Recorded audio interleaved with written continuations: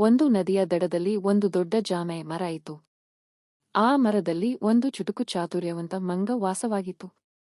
ಮಂಗಕ್ಕೆ ಜಾಮೆ ಹಣ್ಣುಗಳು ತುಂಬಾ ಇಷ್ಟ. ಪ್ರತಿದಿನವೂ ಅದು ರುಚಿಕರವಾದ ಹಣ್ಣುಗಳನ್ನು ತಿನ್ನುತ್ತಿದ್ದಿತು. ಒಂದು ವೇಳೆ ಆ ನದಿಯಲ್ಲಿ ಒಂದು ಮೊಸಳೆ ಇರಲಿದ್ದು ನದಿಯಲ್ಲಿ ಸಾಯುತ್ತಿದ್ದಾಗ ಮಂಗವನ್ನು ನೋಡಿ, ಮೊಸಳೆ, ಓ ಮಂಗ, ನಿನ್ನ ಜಾಮೆ ಹಣ್ಣುಗಳು ತುಂಬಾ ರುಚಿಕರವಾಗಿ ಕಾಣಿಸುತ್ತಿವೆ. ನನಗೂ ಸ್ವಲ್ಪ ಕೊಡಬಲ್ಲೆಯಾ? ಮಂಗ ತುಂಬಾ ಖುಷಿ. ಮೊಸಳೆಯ, ಇಲ್ಲೇ ನಿನ್ನಿಗೆ ಕೆಲವೊಂದು ಹಣ್ಣುಗಳನ್ನು ಕೆಡವಿ ಕೊಡುತ್ತೇನೆ.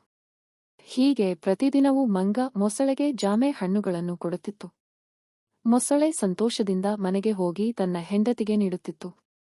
ಒಂದು ವೇಳೆ ಮೊಸಳೆಯ ಹೆಂಡತಿ ಕೇಳಿದಳು, ಓ ಮೊಸಳೆಯ ಹೆಂಡತಿ, ಈ ಜಾಮೆ ಹಣ್ಣುಗಳು ತುಂಬಾ ರುಚಿಕರ.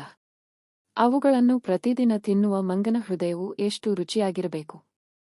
ನನಗೆ ಆ ಮಂಗನ ಹೃದಯ ಬೇಕು. ಮೊಸಳೆ ದಿಕ್ಕಿಲ್ಲದಂತಾಯಿತು. ಆದರೆ ಹೆಂಡತಿಯ ಮಾತು ಕೇಳಿ ಬಿದ್ದಿತು. ಅಂದ ಮೇಲೆ ಮೊಸಳೆ, ಓ ಮಂಗ, ನನ್ನ ಮನೆ ನದಿಯ ನಡುವೆ ಇದೆ. ನನ್ನ ಮನೆಗೆ ಬರುತ್ತೀಯಾ? ನೀನು ನನಗೆ ಹಣ್ಣು ಕೊಟ್ಟೆ. ನಾನು ನೀನೆಲ್ಲಿಗೆ ಭೇಟಿಯಾಗಿ ಉಪಕಾರ ಮಾಡಬೇಕು. ಮಂಗ ಒಪ್ಪಿಕೊಂಡಿತು. ಮೊಸಳೆಯ ಮೇಲೆ ಕೂತು ನದಿಗೆ ಇಳಿಯಿತು. ಆದರೆ ಮಧ್ಯ ನದಿಯಲ್ಲಿ ಮೊಸಳೆ ಅಸಲಿ ಉದ್ದೇಶ ಹೇಳಿತು. ಮೊಸಳೆ, ನನ್ನ ಹೆಂಡತಿಗೆ ನಿನ್ನ ಹೃದಯ ಬೇಕು. ಆದ್ದರಿಂದ ನಾನಿನ್ನೂ ಕೊಲ್ಲಬೇಕು. ಅದನ್ನು ಕೇಳಿದ ಮಂಗ ನಗುತ್ತು ಹೇಳಿತು. ಮಂಗ, ಹಾಯೋ ಮೊಸಳೆಯ, ನೀನು ಹೇಳಿದ್ದರೆ ನಾನು ಹೃದಯವನ್ನು ಮರದಲ್ಲೇ ಬಿಟ್ಟು ಬಂದಿದ್ದೆ. ಹೃದಯ ಇಲ್ಲಿದೆ ಅಂತ ಹೇಳಿದೆ. ಮೊಸಳೆ ಆಶ್ಚರ್ಯಗೊಂಡಿತು. ನೀನು ಹೃದಯವನ್ನು ಮರದಲ್ಲಿ ಬಿಟ್ಟಿದ್ದೀಯಾ?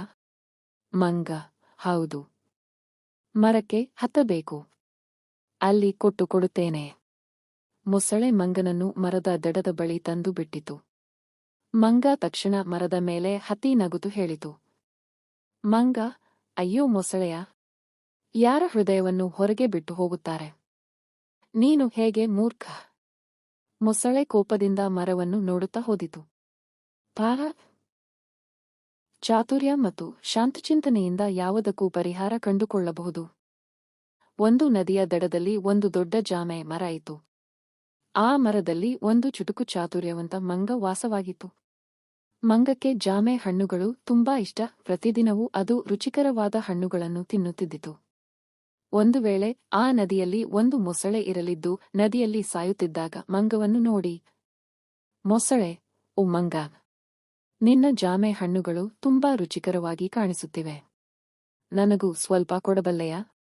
ಮಂಗ ತುಂಬಾ ಖುಷಿ. ಮೊಸಳೆಯ, ಇಲ್ಲೇ ನಿನ್ನಿಗೆ ಕೆಲವೊಂದು ಹಣ್ಣುಗಳನ್ನು ಕೆಡವಿ ಕೊಡುತ್ತೇನೆ. ಹೀಗೆ ಪ್ರತಿದಿನವೂ ಮಂಗ ಮೊಸಳೆಗೆ ಜಾಮೆ ಹಣ್ಣುಗಳನ್ನು ಕೊಡುತ್ತಿತ್ತು. ಮೊಸಳೆ ಸಂತೋಷದಿಂದ ಮನೆಗೆ ಹೋಗಿ ತನ್ನ ಹೆಂಡತಿಗೆ ನೀಡುತ್ತಿತ್ತು. ಒಂದು ವೇಳೆ ಮೊಸಳೆಯ ಹೆಂಡತಿ ಕೇಳಿದಳು, ಓ ಮೊಸಳೆಯ ಹೆಂಡತಿ, ಈ ಜಾಮೆ ಹಣ್ಣುಗಳು ತುಂಬಾ ರುಚಿಕರ. ಅವುಗಳನ್ನು ಪ್ರತಿದಿನ ತಿನ್ನುವ ಮಂಗನ ಹೃದಯವು ಎಷ್ಟು ರುಚಿಯಾಗಿರಬೇಕು. ನನಗೆ ಆ ಮಂಗನ ಹೃದಯ ಬೇಕು. ಮೊಸಳೆ ದಿಕ್ಕಿಲ್ಲದಂತಾಯಿತು. ಆದರೆ ಹೆಂಡತಿಯ ಮಾತು ಕೇಳಿ ಬಿದ್ದಿತು. ಅಂದ ಮೇಲೆ ಮೊಸಳೆ, ಓ ಮಂಗ, ನನ್ನ ಮನೆ ನದಿಯ ನಡುವೆ ಇದೆ. ನನ್ನ ಮನೆಗೆ ಬರುತ್ತೀಯಾ? ನೀನು ನನಗೆ ಹಣ್ಣು ಕೊಟ್ಟೆ. ನಾನು ನೀನೆಲ್ಲಿಗೆ ಭೇಟಿಯಾಗಿ ಉಪಕಾರ ಮಾಡಬೇಕು. ಮಂಗ ಒಪ್ಪಿಕೊಂಡಿತು.